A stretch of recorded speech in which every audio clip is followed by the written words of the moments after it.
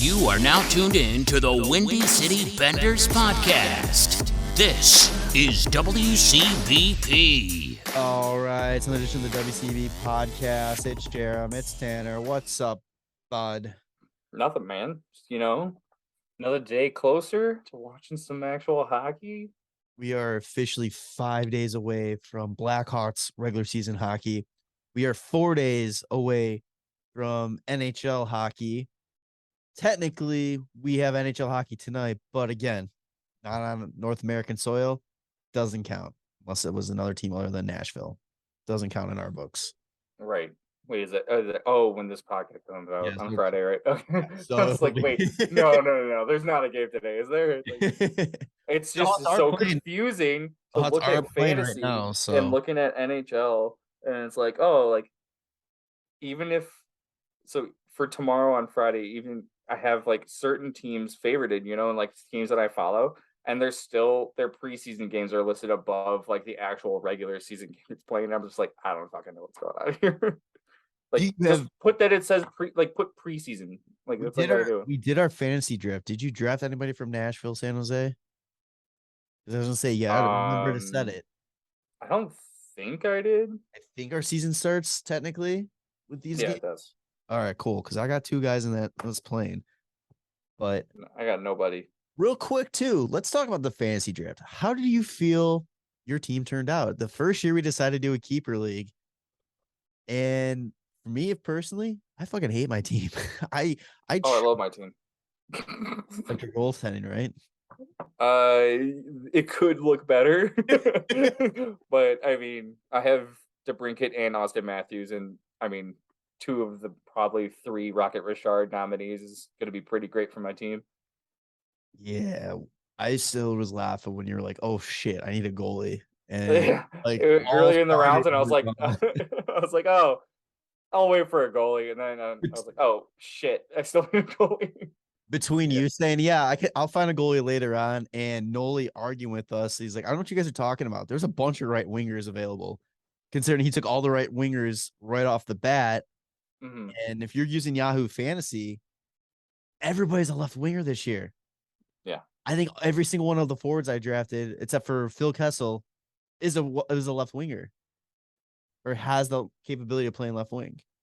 Yeah, it's heavy. It's heavy left wings. It's either centers or left wings, usually, or centers years before, left wings this year. But yeah, so we are going to kind of skip over Hawks talk. We're going to touch on just some of the roster moves that they made to kind of trim the roster down a little bit closer to what you're going to see for the regular season. But because we're going to be dropping an episode on Tuesday previewing just the Blackhawks, we are going to save all opinions on the Blackhawks for then. So real quick, we'll talk about some of the roster moves here. Assigned to the AHL teams, you got Phillip, Cini, Sakura, Bowden, Reichel, Hardman, Lavis, Soderblom, the juniors, Korshinsky. I've been saying him right all the time. Then we hit record and I fucking butcher it. What the fuck? And then I always forget how to say this guy's name. The kid that's playing like Shaw, Savoy.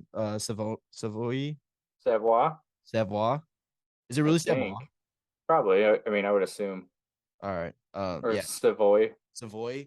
They got reassigned to they got sent down to their junior teams. Totally expected with Korshinsky. Just was a bummer. I was hoping that they would maybe hold him until like the very last preseason game, just because it's fun to watch that kid play. Well, I mean, we'll definitely get to see a lot more of them because Stan Bowman's not going to be the GM anymore. So I think we're going to be holding on to our first round picks now rather than just trading them all the time. Yeah. I love to this was randomly brought up Stan Bowman. Now the Chicago sports media has no problem shitting on him. Like was it Zawalski? Yeah. He tweeted out the Blackhawks had the dummy on the ice practicing, and he was just like, yeah, if he who shall not be named was still here, this guy would have got 8 year, 12 million full no move clause. Yeah, I was gonna say you gotta put the no move in there. And somebody else, some other report, I don't know if it's a report or not, but it was a verified account, just respond. Yeah, the Blackhawks should call Sam Bowman up just to fire him again for that tweet. Like, they don't care anymore, and I love it. So good. Yeah. Fuck yeah, man.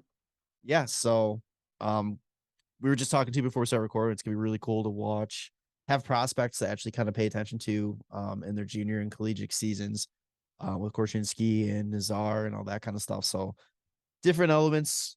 Well, like I said, we'll get into all that next week. So switching over to NHL talk before we get to our Central Division preview. A couple signings happened, A little bit. little baby ones, nothing too crazy. Barzell, 8 years, 9.15 million, I believe. 9.15. Yep. Yep. To stay on the island, which good for him. Nice little ticket. I think that's what the biggest deal there. Is that probably the largest contract Lamorello signed? For some reason, I don't have cat friendly up. This is the guy be the Are first you time. crazy? I know.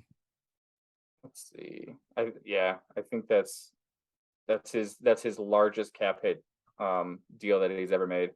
I'm sure he hates it.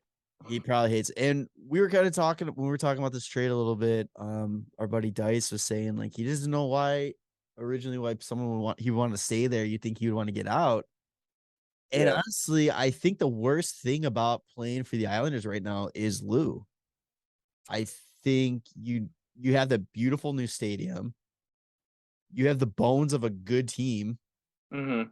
It's just you don't have the GM that's gonna, make the moves to try to take that team to the next level. Like look at just past off season. He didn't do anything until end of August. I think they made the one move during the draft for Alexander Romanov, and I remember seeing like a photo where he had long hair, and then as soon as he like signed his contract with the Islanders, like there was a photo of him with like short hair. It's not that Like I stupid can't believe it. stupid Yankee rule. Like it's like you can't have beards or anything like long hair. Yeah. Like I just So even though Barzell's like his largest cap hit contract, you want to know what the largest value contract he's ever signed? what's that? Can you think of it? For the Islanders or in general? No, just as a GM anywhere. Oh, so he was Toronto. He was the Devils. Is it the Kovalchuk? It's Kovalchuk. Yeah. 15 years, $100 million for just $6,666,666, which Devils. is such hilarious amount of money, especially for the Devils. Yeah, right. Yeah, I just God, don't that's so understand good. it. Yeah, I think this team is really not going to take like a next step until they have a new GM that pays attention more to like the way the game's played now, where I think Lou is still too very old school. And When you say next step, you mean Stanley Cup final? Because this team's been to the Eastern Conference final twice until they missed the playoffs last year. yeah, it's fair. I guess that point. But I mean, also, I guess we got to wait to see what happens here because of Lou too. They also lost their head coach, Mm-hmm. who was definitely a huge factor into that team going to the Eastern Conference Yeah, final 2 years in a row. absolutely. I don't know. I still think that they have the ability to make it. Just because like now that Sorokin has gotten a lot more time, and I mean he was playing amazing last year. Like they're not gonna have that same kind of like trouble with like their home games not starting until November and Yeah. all sorts of other crazy shit. So I think COVID's like not a thing anymore, so they're not going to be losing game time. yeah, So but it's gonna. I mean, I wasn't sure if Barzell was gonna stay or not because there was always like that kind of like rumor of like him maybe not staying. It kind of doing a Tavares, that'd be hilarious. But yeah, wasn't there talks that they were trying to trade him so they could try to sign Kadri? Wasn't that like a rumor this offseason? oh, I didn't see that anywhere, but I wouldn't doubt it. Like I don't know about that. That sounds like that would be stupid as hell. Anyway. Well, hopefully he can get back to because I know he kind of had a down year last year. Hopefully he can get Well, back. yeah, I think Andrews Lee was hurt most of the year last year too. So, But anyway, other than that signing, what's the other big one? little Robertson forgot his first name already. Blanked on it. Jason. Not Jason, Nick. Jason Robertson finally gets Dallas to pay him 4 years, 7.75 million per. And the interesting thing is, I believe he's still an RFA at the end of this contract. Or Probably. Yeah, he is because let's see, I'm pulling up right now. Yep, he will be at RFA. you know what his qualifying offer is going to be? Was it the 9? 9.3. So he's the DeBrincat. Yeah, basically. And he's, and I then mean, kind of. this, well, no, not kind of. Didn't you have the whole argument that they have having identical careers? They're like 1 year separate. They got drafted the same pick in the same round in their respective draft classes. They're putting up similar numbers, Yeah. same Yeah, I qualifying guess. offers. Yeah. Well, kind of. The Rinkets was 6 million a year with Right. nine Okay. qualifying offer. But yeah, I think we were saying before that like that's about where we were picturing this deal, except for probably I think it makes more sense as like the 7.750. And what's interesting too with that, or what's not interesting, it's good for him, is when he's due for another contract. That's when the cap is supposed to be skyrocketing. That's when it's supposed to be north of 100 million. So he gets Hey, paid 25, 26. I thought that was the year it was going to be like 92. year after. So Oh, that's right. Yeah. his last season will be when it goes up to 92, and then there's potential to be north of 100 million the following season. Probably be closer to 98 maybe, but still, you got your nice little ticket there while you're still young. Mm-hmm. Prove it that and just keep tearing it up like you have in your first 2 years. You're gonna get a nice payday come this contract. Oh yeah, I'm sure it'll be like well north of 10. Oh yeah, I think there's gonna be a lot of north of 10 coming up very soon. Oh, absolutely. It's gonna be. And we don't have Stan Bowman to set the standard anymore. It's fucking annoying. Jesus. God, but so other than that, there wasn't too much hockey news, I don't think. Calvin DeHaan. Calvin DeHaan signed Calvin a DeHaan 1 year, $850,000 back in Carolina.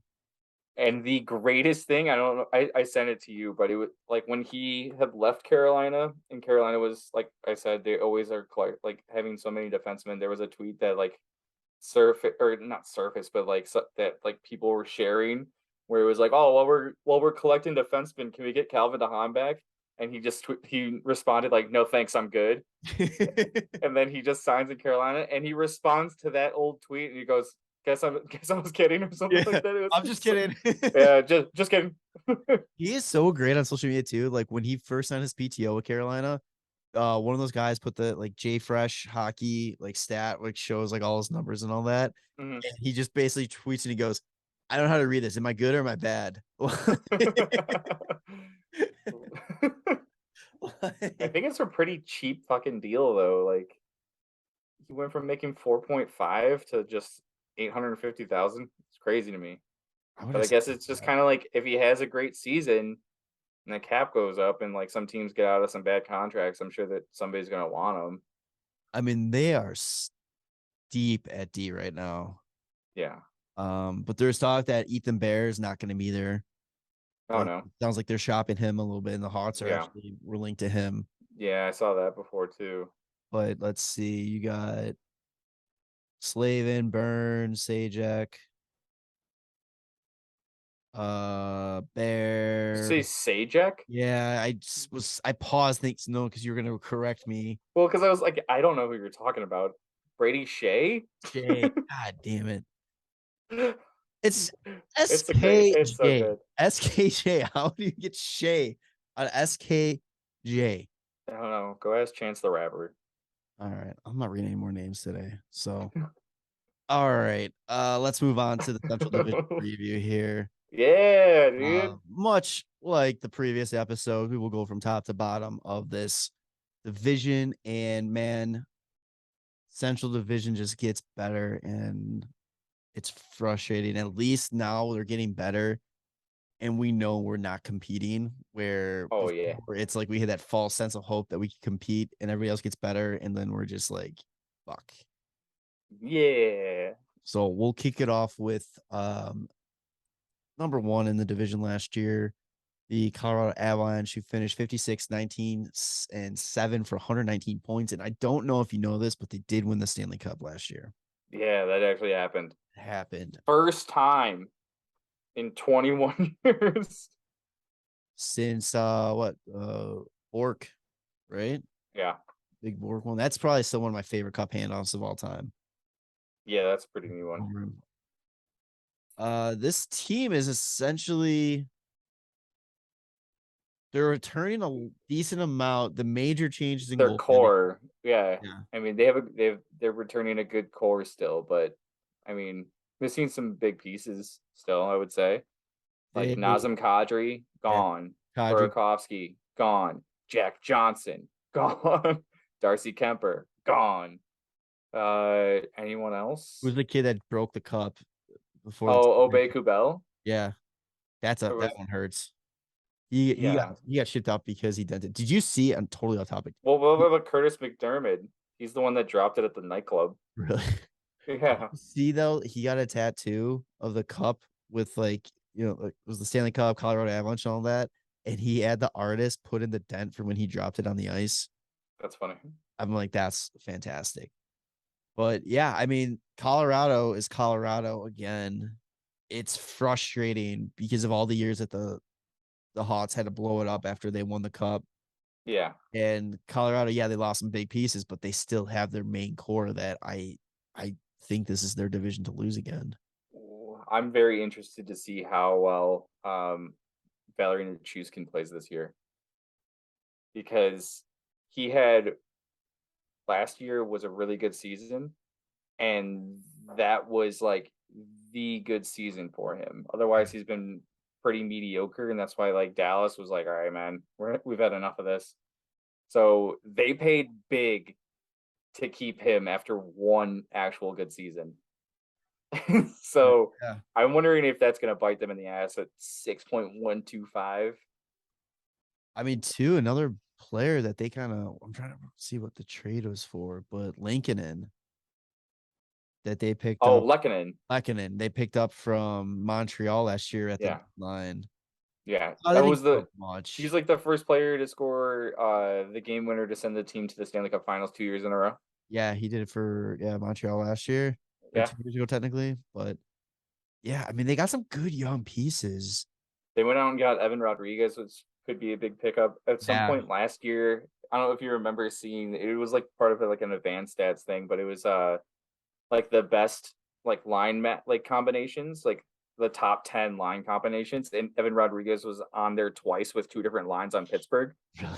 Yeah, it was like in the first half of the season ish. It was really fucking funny. I was like, I who had Evan Rodriguez pinned as like that guy, but I think it was when Malkin was like injured or something. Oh yeah, that makes sense. And then when Malkin came back and he was on a different line, so it was like he was rated highly on the line he was on before Malkin came back, and then he was rated highly on the line he was on afterwards. So that's why he was 2 different lines in the top 10. It was pretty fucking funny. He had a career year last year, 19 goals, 24 assists for 43 points. The closest he got to that before was with Buffalo in 18-19, where he put up 29 points. And then he also, in 7 playoff games, put up 5 points as well.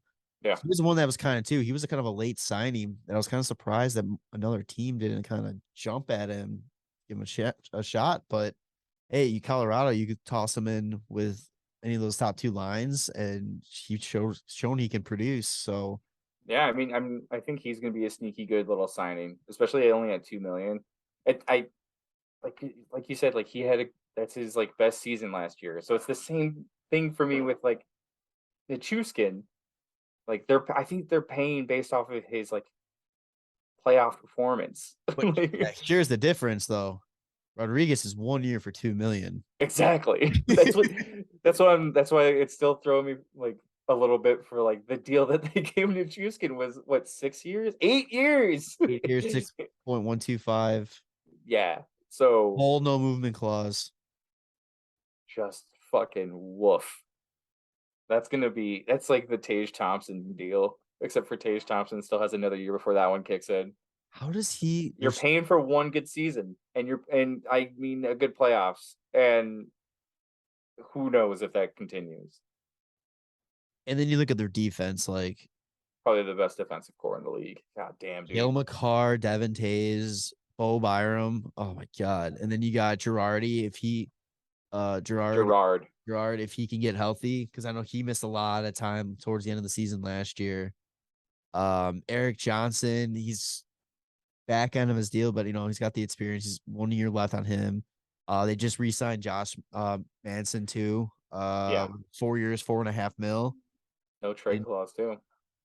yeah, no trade clause. But I mean, their defensive core. I mean, just McCarr alone. God. Right. Yeah. I damn. mean, you get a perennial Norris candidate, like that's going to help out a lot.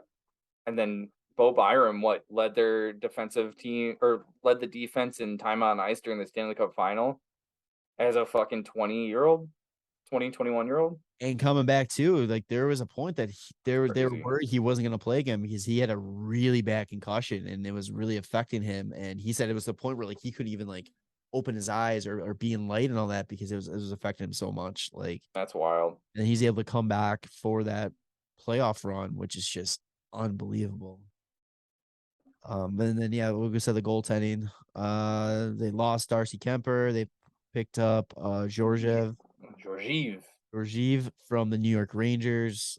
They signed him to give him a 3-year, $3.4 million ticket. Yep. And We'll see how well that goes. This is one of those teams too, though. I think it falls under category that it's like he just needs to be good enough. He doesn't have to be stellar because, like we said, the defensive unit and the offense that they have, they can keep the puck away from him where they don't have to. Absolutely. Yeah, they're not giving up 50 shots a game kind of situation. Yeah, the team has got just a very, very good core. It's if Georgiev can just play like not shit, like I think they'll be good. It's They're gonna be they're gonna be winning a lot of games. And then next year they got the McKinnon deal kicking in, so it'll be interesting to see kind of where the cap goes with that. But but I mean, Eric Johnson. Yeah, they got a lot coming You up. kind of see he's probably going to retire. I would say. Derek Helm, Cogliano will probably be gone. Even though that's another 4 million almost. Yeah, I mean, Bowen Byron's going to need a deal, but I think that they're in a good place. Besides that, deal, we'll see. I could be completely wrong, but I just don't see it going very well. All right. Speaking of not going very well, yet the Minnesota Wild. Now, when I say it going very well, this year it will be fine for them. It's next year when the cap comes back and bites them in the ass to pay their players, not to play for them. I mean, this year is no good. It's almost 13 million. Oh, I thought it was next year that it kicked. No, next year is almost 15 million. Oh shit. Yeah. They're still able to put together a decent team this year. I think. That's what's pretty surprising is what they're able to kind of keep together. They have a lot of RFAs next year. Yeah, I mean, one of the things that happened this offseason was like they end up losing Kevin Fiala because there's no money. Yes, he said. What do we say? He's on like this. Was it 7 million or something like that in LA? Yeah, it was like around 7. I think a little bit more. Yeah, no way you're affording that. So I mean, what they got Tyson Jost. His deal's up next year. Oh, did you see the post about Tyson Jost just like getting a little bit of depression because when Colorado won the cup, there was a bunch of people that were Colorado fans like talking shit to him. They're like, we never would have done this if you weren't traded. Like, oh my god. Yeah, dude. And he was just saying how depressing it is because you watch all of your best friends from like your whole career like celebrating winning the cup and then you're not on that team anymore. It's like that sucks, dude. Sorry. Shitholes coming into you. Like what is wrong with people? Like yeah, I don't know. Yeah, like you were saying though too, with a lot of RFAs, they're gonna need deals. I mean, Ryan Hartman, he's going to need a deal in 2 years, and they're still going to be paying $15 million that season. He needs a deal. Yeah. How do you make it all work? I mean, they're gonna have to figure out a way to go all in this year. We kind of said that last year too, but this year they're really going to find a way to go all in because they're not going to have a cup run, a chance to be competitive for 2 more years after this year, I think. I Yeah. mean, 2025 through 26 season, maybe they'll get a huge break, Yeah. get almost $13 million back in cap space. Blackhawks are down 1-0. Fuck, whatever. Mhm. But I will admit, when I was around last year, I talked shit to them about giving Kaprizov $9 million extension based off of one shortened season where they only played the same teams in a bubble, and he just had a great year again. Yeah. Kid, 108 points, the kid, 81 games. the kid can play. I will be the first to admit that. Yeah, what was the I'm wrong. line that they was that the Hartman, Kaprizov, and Zuccarello line? Is that what they did? I think so. 65 points for Hartman, 79 points for Matt Zuccarello, and 108 points for Kaprizov. He was 3 goals shy of 50. Are you kidding me? That's just disgusting. Fun fact: the Hawks just allowed 2 goals in 13 seconds. Whatever, it's preseason. But yeah, Matt's Zuccarello. Um, I can't believe he's 35. Yeah. That Yeah. They they're got a lot of young guys on the team though. Like they're right now on cap friendly. They're like bottom 6. It's kind of like 25 and under for the most part. Five out of 6 players are 25 or under, and one of them is 29. But like those are the guys that they're going to be looking at as having a bigger role because like they're on those cheaper deals. It's like you got to get the most out of you can out of these guys that are on those really cheap deals, those like entry level contracts too. This is more Blackhawk style, where you win the cup, you got to drain the team to get under cap, and you Yeah. bring up the young guys here. I was looking at this too. I know we're talking about this season, but man, Matt Dumba Mm-hmm. needs a contract next year. Ooh, Isn't he their captain? Or no, Jared Spurgeon. Or yeah. is it which one is it? I don't know. You're right. Spurgeon's the captain. Yeah. So I mean, you almost got to sacrifice Dumba. I think you might have to make a move, get what you can for him, because I don't think there's any way you're re-signing him. Where's the money at? Yeah, Unless he signs like the exact same deal that he has. But whatever. This year, I think they're gonna. What they lost Fiala? That was like the big thing. They are now going full season with Fleury instead of Cam Talbot. Um, Fleury another year on him though. So who knows? Is he gonna be as good? Like I so think there was. I don't know if it was because the Hawks were so bad last year, but there was times where I was just like, oh, he does not look good today. Like, I think it was definitely a little bit of both, honestly. oh, I got my Fleury shirt on too. Yeah. 500 the win. I think he was trying to do way too much last year to try to make up for how bad the Hawks were. But there was Yeah. also times where it was just like, hey, Flurry, I know it's not good here, but you needed that one. Yeah, you Yeah. had to have that. In his 45 games with the Hawks, he had a 200 fucking a 2.95 goals against average and a 908 save percentage. And then his 11 games with the Wild, he had 274 and a 910. But he played not so great in the playoffs. Had a 3.04 goals against average and a 906 in 5 games. Is this backup Gustafson backup goalie? Is he anything too? Like, because I'm like, now it's like He's fine. He was in had Ottawa. That was the swap that Ottawa made. But like he's not gonna it's not like 1B. It's not 1A, 1B still. right. Yeah, you're gonna ride a 37-year-old for 60 games or so, give or take. I mean, I'm assuming at some point they like if any injuries happen, like then they get a little cap space. Maybe they make a move. Mrazek. Mrazek, 50% retained. we could do it again. Yeah. But I mean, honestly, this team, I mean, I think they're a playoff team. I don't think they got any better. I don't think they I don't think they got same. better either. I Yeah, think losing Fiala is a big deal. I think they did get a little bit worse, in my opinion. I just I don't think they're gonna have that same jump and pop that they had. I didn't say they finished 53-22-7 last year with 113 points. I don't think they get that this year. No.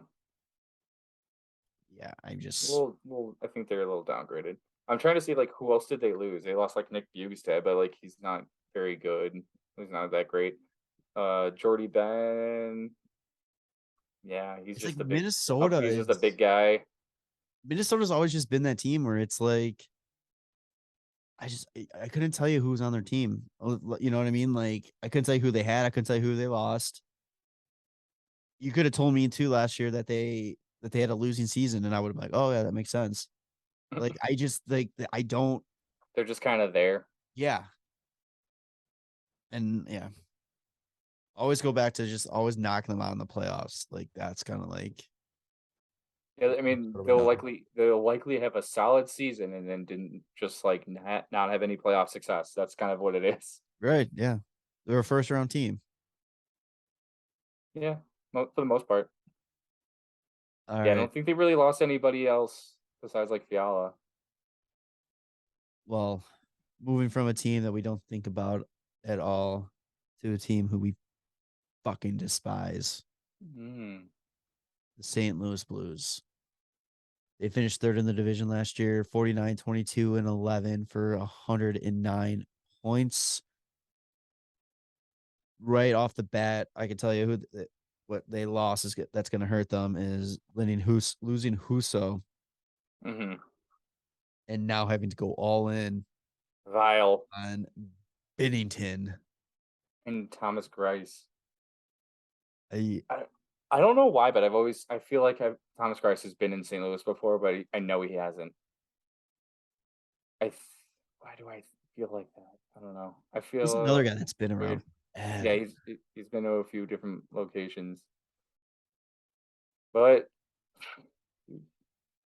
yeah, if Binnington plays like he did last year, he had just a nut hair over 90% save percentage, over 3 goals against average. Huso actually led the team in games played, had 25 wins, 7 losses, where Binnington had 18 wins, 14 losses. Just love to see it. And, You'll love to see it. and here's St. Louis. Here's glass half full for you. You only got 5 more years of paying him $6 million. Yeah, You fucking idiots. I'm glad. I'm happy. God. It's good. It's great. Um, what else? What did they do this offseason? They went and got Noel Chari. They locked down a couple of their young guys. Yeah, Kairu Jarom and Robert Thomas. with matching Couple of, deals, I think, too. yeah, it looks like it. 8 years, Um, 65 million. Ryan O'Reilly and Vladimir Tarasenko in their last year of their deals. Does Hit Tarasenko still have that trade request out, or does he just suck it up and play the year? Who fucking knows? I have no idea. I feel like that's been a thing for over a year. Wasn't it like after the playoffs like 2 years ago? It came whenever that whole stuff with his injury. Yeah. I don't know if that was 2 years ago. I mean, COVID has ruined time for me. So like Oh yeah. 3 years ago, that could have been a year ago. Like I have no I, idea. I But swear it was like after the like shortened season, not because it was shortened on purpose season. Like that playoffs. I thought that he was like, yeah, I don't like how they're handling like the injury yeah, you're right. situation. Like I Like the want out of bubble, here. like Not the bubble. the isolated divisions. Yes, that one. Yeah, when they were in But, the Pacific Division or whatever. yeah. Yeah, that Fucking yeah, yeah, 'cause man. they wouldn't treat him the way he wanted to be treated for his injury, and they were just like, pump like this. I don't understand. Like I do and I don't. Like it's so frustrating that like the players can't get the treatment and work on their injuries and take care of their bodies the way they want to. You Because know they have to live with those bodies longer than they're in the league. exactly. So it's kind Like, of fucking ridiculous. and I get it too on the team standpoint. It's like, hey, we're paying you to play. We need to protect our investment. this is the way it's got to go because we know this is how it works, kind of thing. We can't try something new. Like I get it, but at the same time, it's fucked. Yeah, it's really weird. Nick Leddy signed a 4-year extension with them. What Jesus. do you mean? Oh, it was an extension because he got traded there, right? Or no, he signed in the Yeah, offseason. Oh yeah, traded. Okay. he got traded at the deadline from Detroit. Yeah. What are they trying to get the band back together? Yeah, right. Letty, Sod, fuck you doing? They're gonna be knocking on Sharp's door and be like, "Hey, you want to come play?" But yeah, I mean, again, this is another team. It's like they don't add like major pieces. They're able to find like the little pieces that they need to, fill the gaps and just stay consistent with them. Did they lose anything major other than Billy Huso?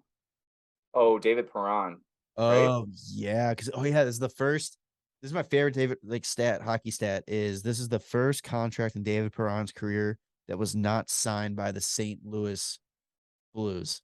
That's very strange. Like that's Very so odd. crazy.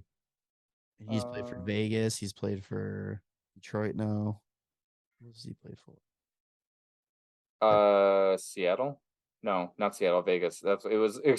Expansion was on my mind. Yeah, here's the expansion draft. Let's see, David Brown. Oh, they lost Oscar Sundqvist. That's not Who? really that big of a deal. Oh, to Detroit, right? I think so, yeah. Yeah, I guess like for the most part, they're just kind of returning a majority of the same team. But Brown yeah, played for the Edmonton Oilers, the Pittsburgh Penguins, the Anaheim Ducks, St. Louis, Vegas, St. Louis. Now Detroit. yeah, I remember. yeah. I mean, I don't remember the other two. so yeah, basically the same team, but minus the goalie took most of your starts. So The goalie that bailed you out when your $6 million yeah, boy turned into a mental small person. yeah. I mean, that's gonna be huge if what like Billy Huso won what I'd say close to like 3/4 of his games. Let's see. Just about 3/4 of the games, and Jordan Binnington's only about a little over 500. It's team's gonna take a hit. He's keeping that kind of stats.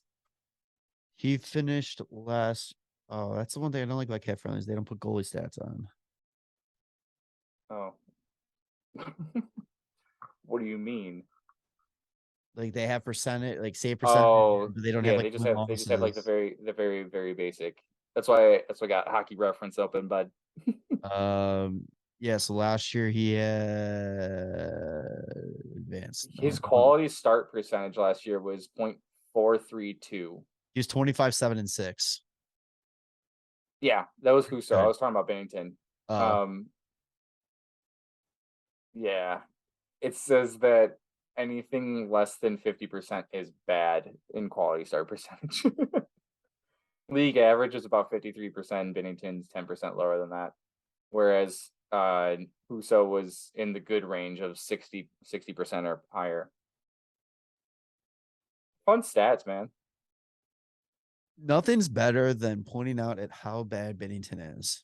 Yeah. Here's a. Also, David Perron led their team in playoff points last year too.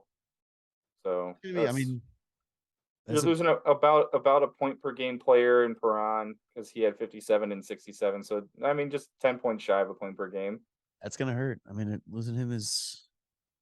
I don't like him as a player. I think he's a dirty player. Oh yeah, he's a fucking pain in the ass to watch. But I mean, he gets the job done, and that's a big gap in their offense there. Most people might not think so, but last thing about St. Louis, what's the over under on the times Binnington is going to pout and cry and fake punch somebody as he's skating off the ice? Oh, dude, as long as their name's Carlson, he's gonna try and fucking swing at him. Like I hope this is the year that somebody just fucking swings back. It's like, what's wrong with you? God. All right, switching over. Let's see. Oh, we talked about them a little bit earlier because they just signed their young stud, the Dallas Stars, 46, Dallas. 46, 30, and 6 for 98 points. No, let's see. I gotta pull them up here. Their biggest additions are Mason Marchment, I think, right?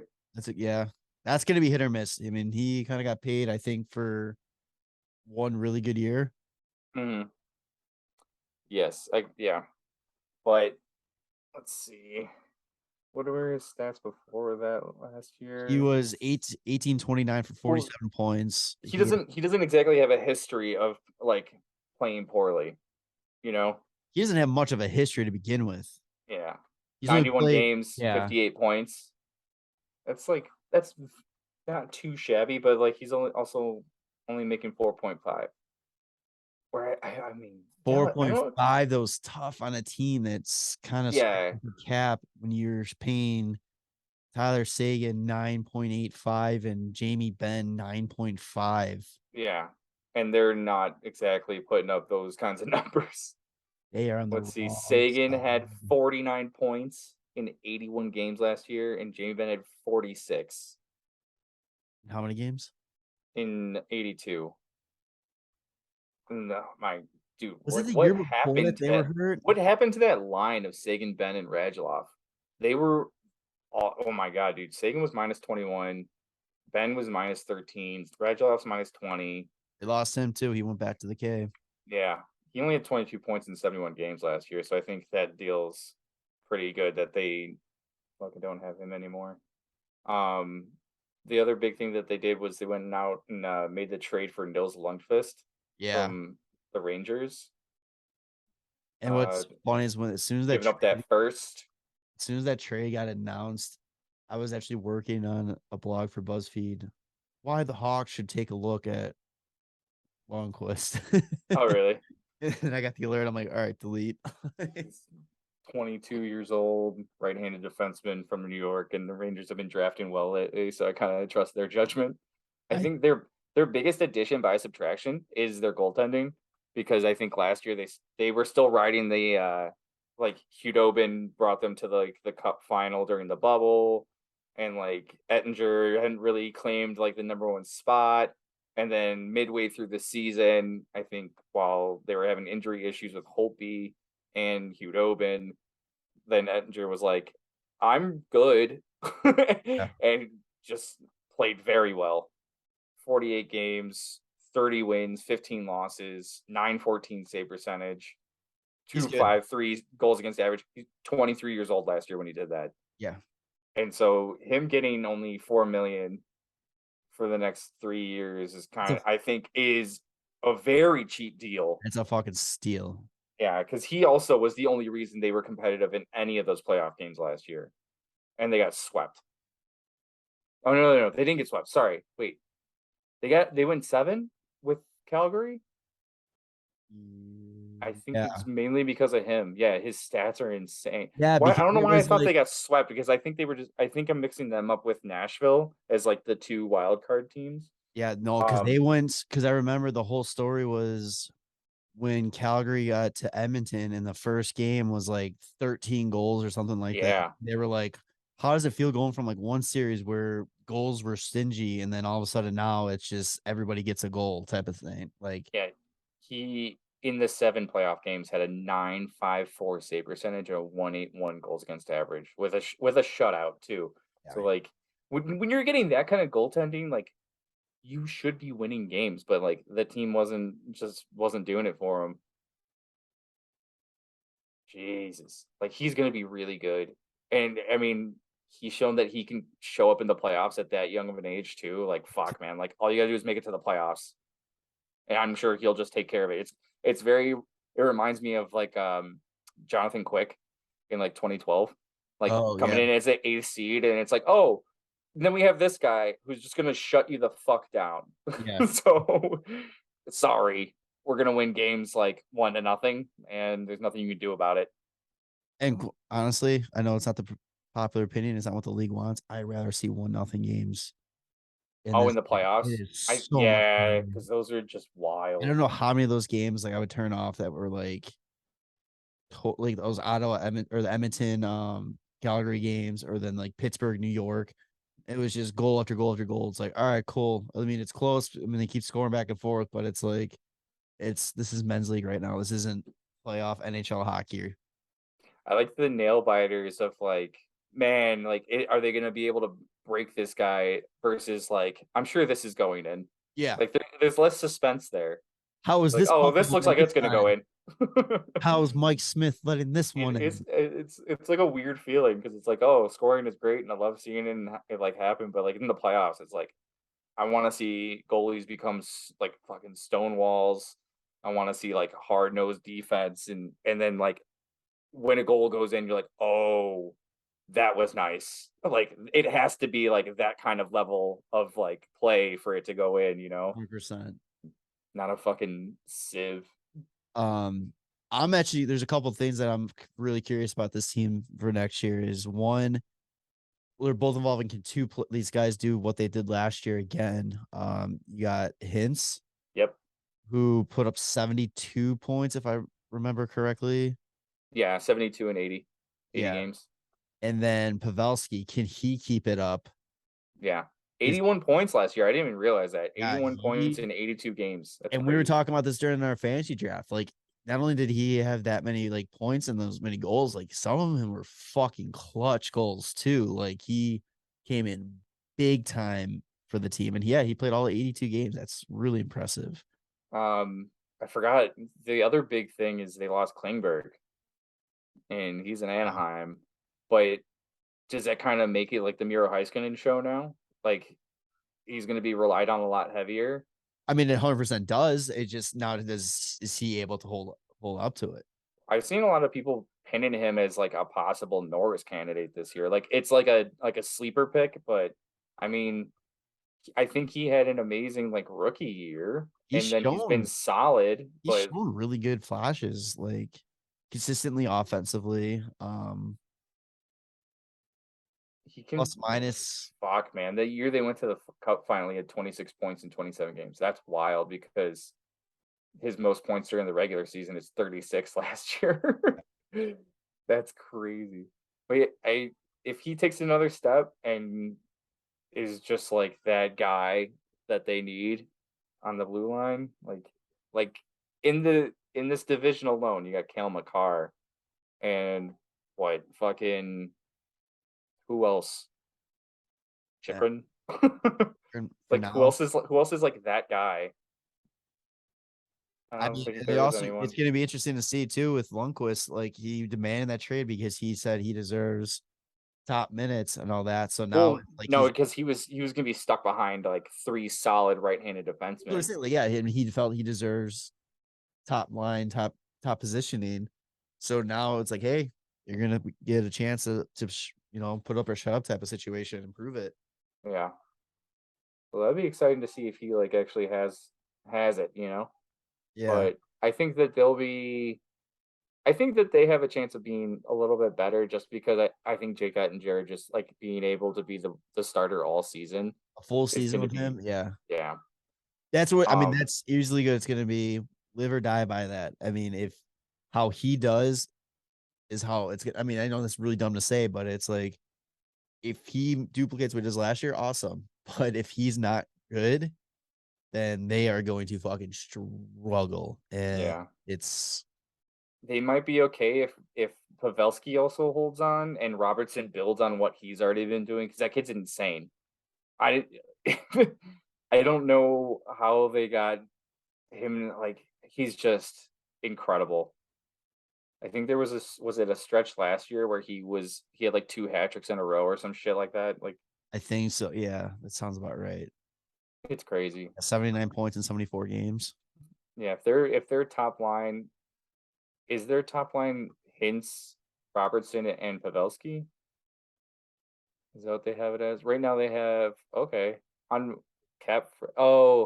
Cap friendly doesn't. Oh wait, no, they do have Jason Robertson. It's really weird. They have Marchment, Hintz, and Gurianov as the top line, and then Robertson, Sagan, and Pavelski. If Sagan decides like, hey, I'm gonna go back to being good, like they could be in a much better place. But like, I don't know what the hell happened to him. that he just like completely fell off the face of the earth in points. Well, he had that injury the year before, and I don't remember what it was, and I just don't know if it's something that has just fucked with him mentally or what, or he just straight up just, hey, I'm getting paid, I don't care. I guess he can be like a bounce back like candidate for this season because yeah, like last year in 2020 or 2021, he only played 3 games. And then he played almost a full season last year, but just like 49 points isn't where you were at before. His last like full season, 80 points in 82 games, and like that's kind of what you expect out of Sagan. He's like basically a point per game player. So maybe if he returns to like that kind of form, like I think they'll be in a really good place. For sure. All right, moving on.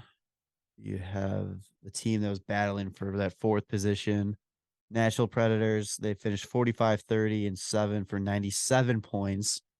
A really interesting battle at the end of the season between those two teams. They finished fifth in the division. Let's see. I mean, they added Kevin Lankinen was one name that's I remember them. They were able to Ryan McDonough, Nino Niederreiter. Yeah.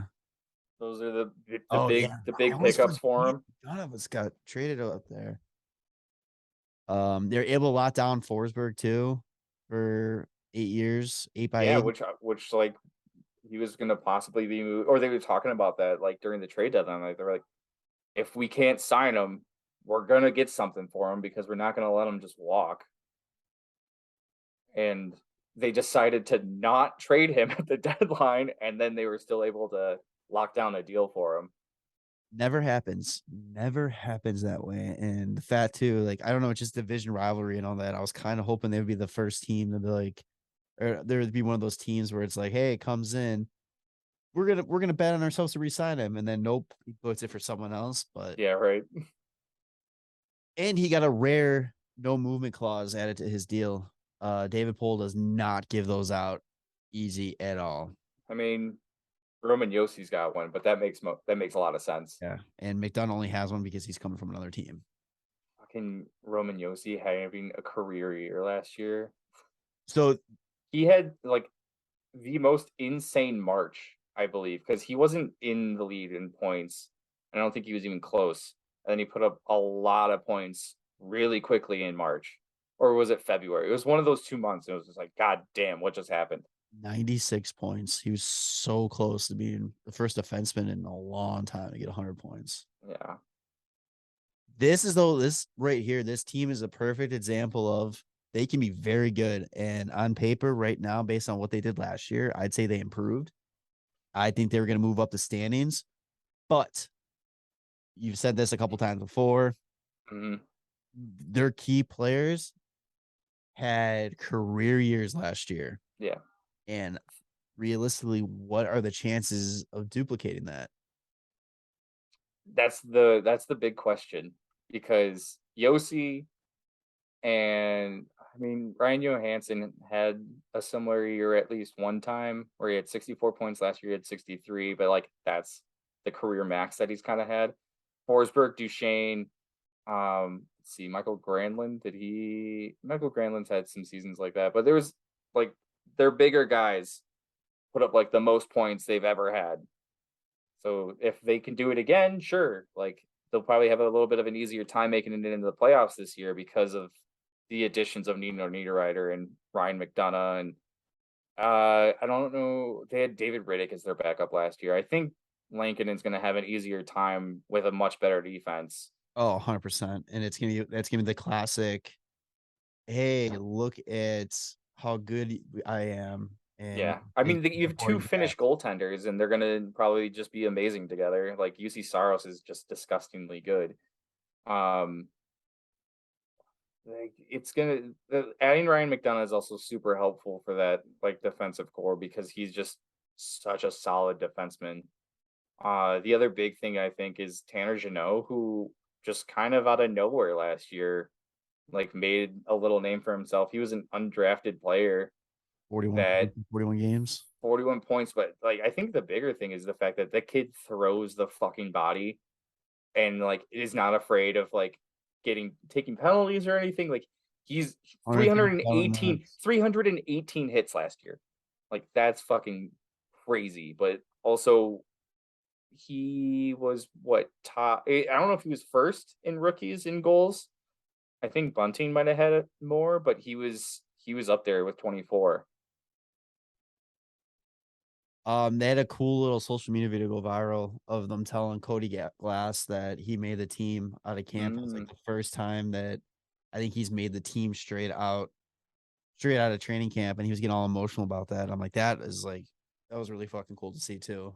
Oh, that's funny because they have Cody Glass listed as in the minors on cap friendly. You know, Yeah, they do. I'm looking. He's on the depth chart right now on the fourth line.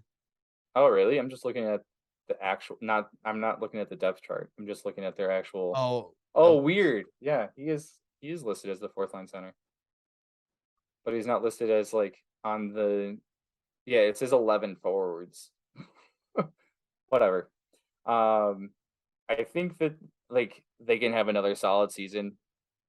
Nino Niederreiter is a good pickup for him. Yeah, what did he do last year? 44 points in 75 games. He's a solid player. I think they're going to be in a good position. Like, I don't think they got worse. I don't think they got like a ton better, but I think they did get better. Yeah, they're definitely. Did they lose anybody? Did they really lose anyone? That's what I was trying to see. I don't really think they did. If they did, it was minor. Yeah, I mean, they're keeping basically Oliver. Oh, Matthew Oliver. Oh, but they're keeping basically the same team. Their big guys put up a lot of points last year, but right behind those big guys are two younger guys that are likely going to play even better with Philip Tomasino and Tanner Jeannot. So like they're going to be adding more points probably. Nino Niederreiter is going to be adding more points than what they've had. Kunin gone, traded out to San Jose. I mean, it's like all the people they lost were just, minor players. I think, they for sure stayed the same. If not, I do think they got a little bit better. And it's, again, based on like what we said about Dallas, it's like there's the limit, like how high they can go. I mean, there's no limit if they can duplicate what they did last year, but it's like those guys can't come close to what they did last year, then it'll be an interesting season for them. Well, UC Saros can do it though too. So if anything, they might not be scoring a lot of goals, but they hopefully can they learned, and hopefully they learned from riding him so much last year that they lost him in the playoffs because like he just gave out. He went down towards the end of the season. Yeah, and it's because they would not play. Who would you say the backup was? Rittich. Yeah, they would not play him for good reason, but I don't know. I mean, trying to make the playoffs, Yeah, but all right, so that's all the playoff teams from last year. We'll switch over. We got two more teams to cover here in the Central. First up is the Winnipeg Jets, who finished 39, 32, 11, and 89. Not a terrible season by all means. I mean, it was a winning season technically, but this is a team that I feel is kind of like they're entering that who are you or what are they type of stage. Yeah. Like they were supposed to be contenders over the last few years, and I feel like they've just gone on a steady decline ever since like a year before COVID, maybe. Yeah. Like Hellebuck was like the Vezina winner, and you're like, damn, like they're gonna be good, and then it's just I don't know, they kind of feel like they're falling apart. Paul Maurice resigned middle of last season. Then they bring in Rick Bowness. Yeah. And then bonus, and he goes and he strips Blake Wheeler of his C. So it's like it's a culture change coming for this team, but I think in the wrong way. Like, I don't think you go for a culture change with an older coach and all that kind of stuff. I think you usually got to go a little bit younger for that. I mean, there's always rumors about like Wheeler and Shifley being like locker room like just cancers, like being just shitty guys that fucking have in there because they want it their way and they're not gonna fucking let anybody else do their shit, and they're kind of like running the coaches like away from like what they're doing. There's even talks that Scheifele wasn't even going to be back this year, but I mean, he at the end of last season we were talking about how he's going to get traded and moved and all this and all that, which is and you hear that stuff about Scheifele and it's weird too because he just seems like he just loves the game of hockey. Like he's just a hockey nerd. Yeah, he also doesn't swear, which is funny. Oh God, so funny. But yeah, I mean, this team, I couldn't even tell you what moves they could have made. I mean, last year they made the move of trading Andrew Copp at the deadline. Yeah. They lost Paul Stastny. They I think are returning basically the same defensive core. They picked up David Riddick, who we were just talking about from Nashville.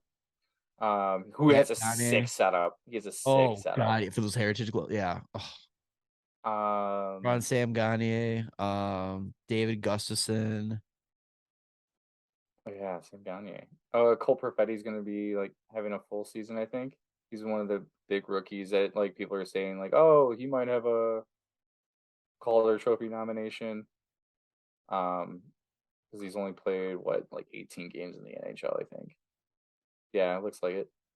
The thing that the vibes I get from Winnipeg right now too is Blackhawk 2018 ish, where they know they should be rebuilding, but they're just trying to add little pieces or not trying to break it up too much because it's not failing completely. It's just not doing very well. It's not working out. Yeah. I mean, Blake Wheeler is just getting older. He's not putting up the same 36. points. Like even when he was like a few years ago, when he's still putting up like a point per game, it's like he wasn't really scoring much. He was just putting up like 60 plus assists. Like it was ridiculous. Pierre-Luc Dubois had a decent season, 60 points in 81 games. Kyle Connor is just kind of like, I'm just gonna go out there and score. Like, if you guys want to come fucking play, that'd be great. And I wonder if he hits 50 this year. Kyle Connor and Hellebuck, man, they're the team. Yeah. Like Scheifele had been like previously like point per game. I mean, I guess he was a point per game last year because he only played 67, but he had 70 points. But if he plays a full season, he should be getting like around like 85. I mean, he could break 90 if he doesn't get suspended. Doesn't start the season suspended. He's not doing that this year. Yeah. I mean, they should, on paper, I think they should be good just because I think their top six is a good top six. But like, I don't think they have the depth, and I don't know, their defense just doesn't really scream anything like too exciting. They don't have anything that I think will put them past the 5 teams we've already talked about in this division. Yeah. And I mean, that's the goaltending is a key, I think, because St. Louis doesn't have a Hellebuck. They have a Binnington. Right. And I think that's a little bit of a good something that can separate them. But I'm sure that they're going to be they're going to probably be in the battle for that last playoff spot in the Central. Yeah, I think they'll be right there, but I think it'll end up being like one of those things. It'll just be too little, too late, or they just have a bad stretch at one point that just handicaps them, and that's all she wrote. Yeah, if they're having those same locker room issues that they were having, or that we have been rumored to been having, then that team's kind of like not going anywhere. But they're not going to also be so bad that they're going to be like last in the league either. They're going to be one of those kind of around 10, like 10 from the bottom, like 22nd in the league ish, just outside the playoffs, but like not so close. Just enough so they can't get a good pick to bring in a piece. Yeah. Yeah. I don't see it. I don't know. All right. And then obviously skipping over Chicago, last to talk about is the Arizona Coyotes. And we theoretically could just skip over this one too. Hey, I like the Coyotes. I mean, I'm super jacked to see how this whole college tour goes for them. I just want to go to a game. I want to go. I want to check it out.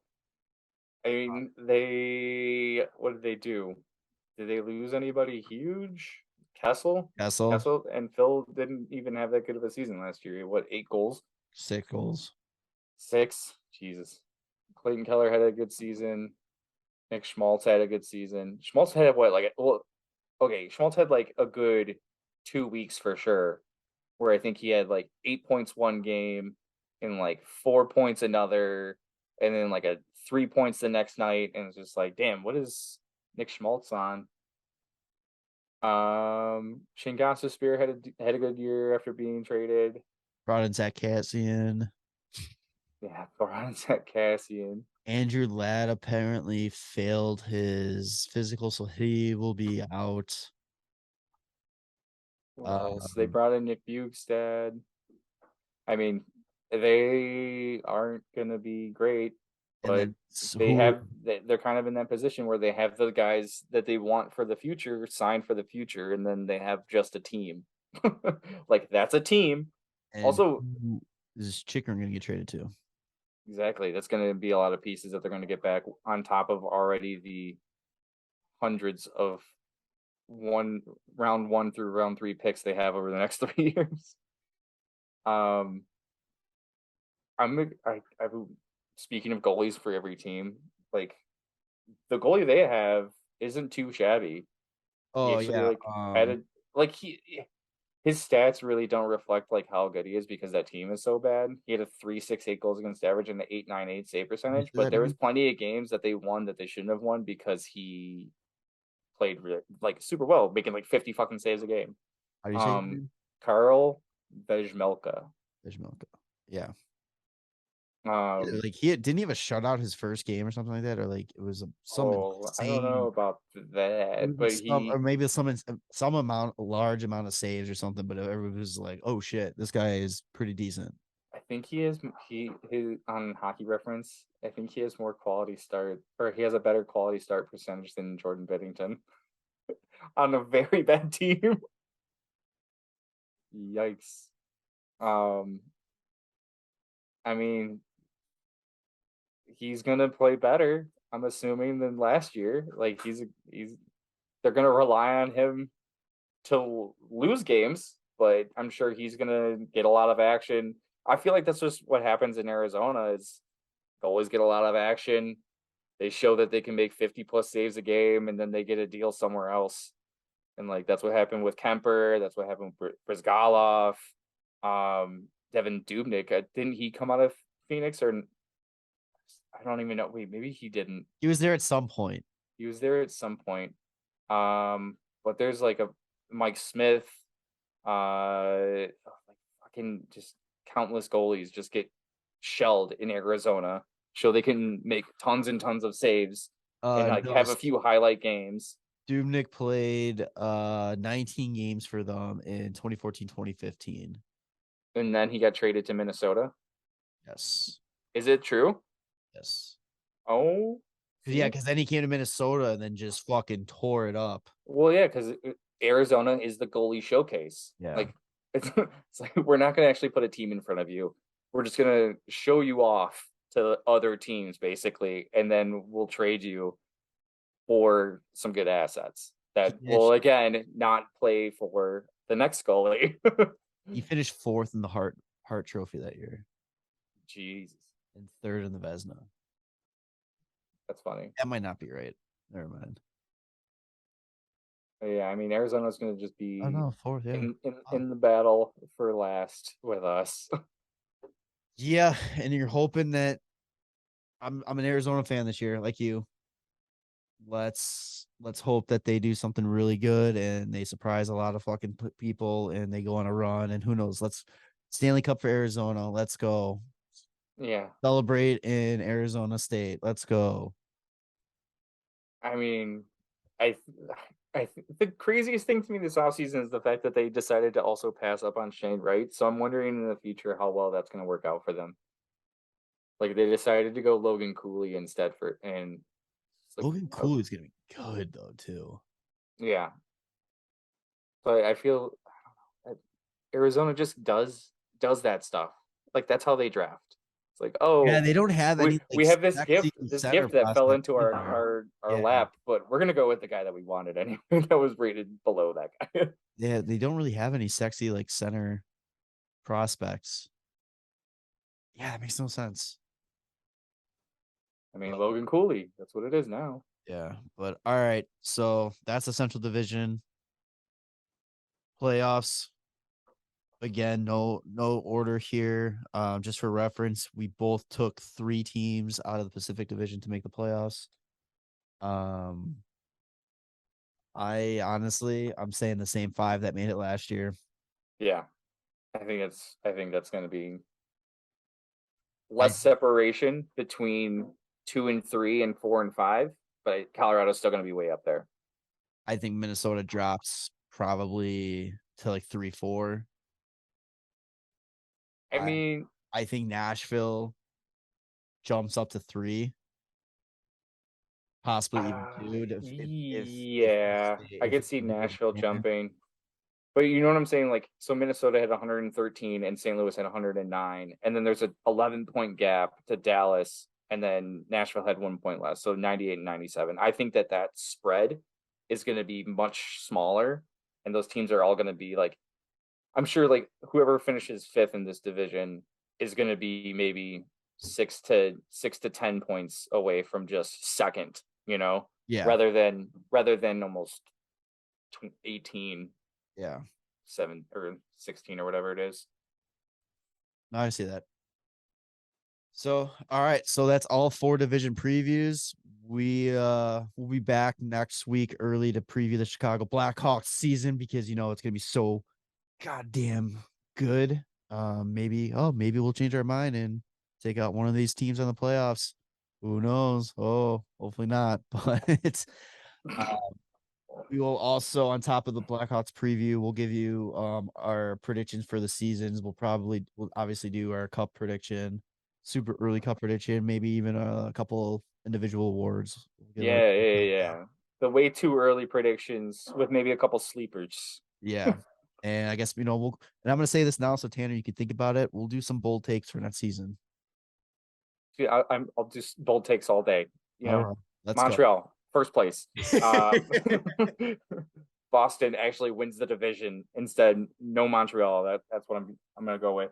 Oh my God. Columbus, Johnny Gaudreau, Hart Trophy, and Art Ross. And Rocket. No, I don't think so. Let's not get too ridiculous here. 82 assists though, yeah. Johnny Gaudreau. All right, we'll save some of these for next episode. We'll do that next week. So for Jarom and Tanner, episode 194. Getting up there. Holy shit, almost was 200. Let's go. Make sure to follow us on social media, WCB Podcast.